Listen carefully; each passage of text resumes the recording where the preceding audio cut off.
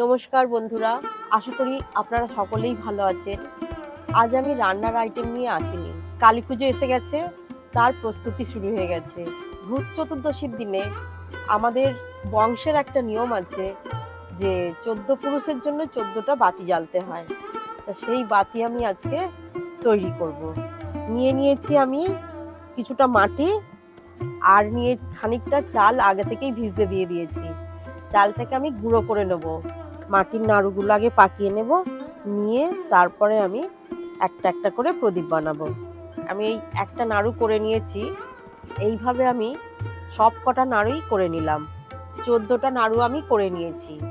এইবার প্রদীপ করব কীরকম, অনেকেই করেছে হয়তো। কুলকুলতি বলে আমাদের ছোটবেলার একটা ব্রত ছিল, সেই ব্রত আমাদের মায়েরা করাতো। তো তাইতে এই প্রদীপটা তৈরি করতে হতো হাতে বসে, হাতে করে তৈরি করা মাটির প্রদীপ। এইবার আমি এইভাবে করে নিয়ে রোদে শুকোতে দেব, না হলে তেল দিয়ে যখন জ্বালবো সলতেটা ভিজে যাবে। সব প্রদীপগুলো হয়ে গেছে, হাতে তৈরি যেমন হয়েছে, তবে প্রদীপের মতোই দেখতে হয়েছে।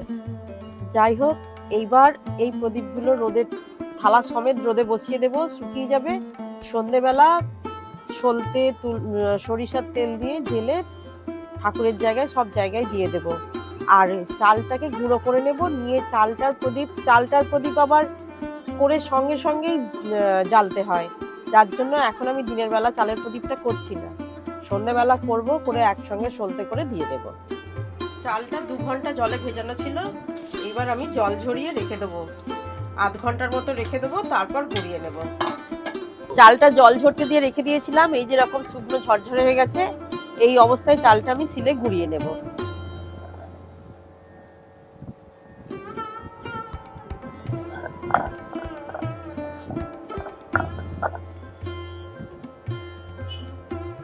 এটা বাটা না, এটা গুঁড়োনো, শুকনোই করতে হবে এটা। এই গুঁড়োনো চালটাকে আমি এবার কলা দিয়ে মেখে নেব। জল দিয়ে মাখলে ছেড়ে যেতে পারে, ভেঙে যেতে পারে, বাঁধন হবে না। বাঁধনের জন্য কলা দিচ্ছি।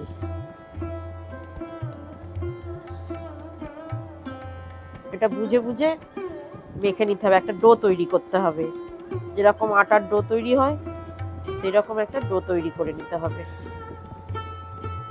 খুব পাতলা হয়ে গেলে আবার মুশকিল আছে।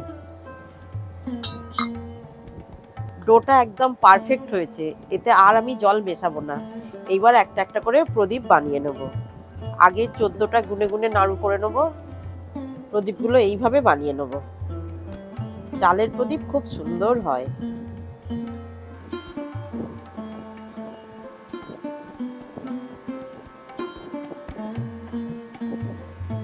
এই একইভাবে আমি সব প্রদীপগুলো বানিয়ে নেব।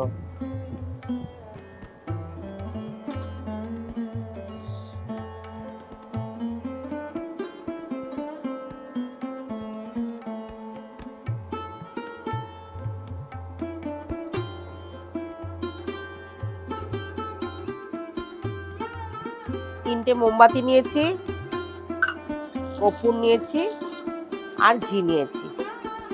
চালের প্রদীপগুলো এই মিশ্রণটা দিয়ে জ্বালবো। ঘি আর মোমবাতির মিশ্রণটা সমস্ত প্রদীপের মধ্যে আমি দিয়ে দিচ্ছি। ভূত চতুর্দশীতে চারিদিকে বাজি ফাটা শুরু হয়ে গেছে, তারই আওয়াজটা আসছে। আর কর্পূরগুলো দেওয়ার ফলে কি হবে, ঘরের মধ্যে এই প্রদীপটা জ্বাললে একটা সুন্দর গন্ধও ছাড়বে, আর মশামাছিও থাকবে না।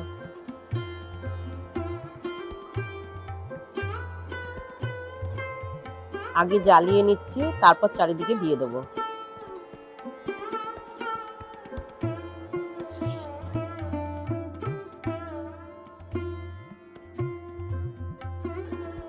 এই প্রদীপটা হচ্ছে তেল ছাড়া, এটা ঘি, মোমবাতি, কর্পূর।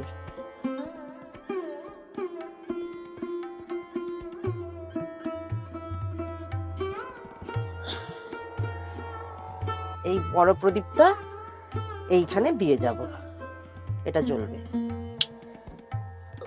তুলসী তলায় সাজিয়ে দিচ্ছি একটা একটা করে প্রদীপ।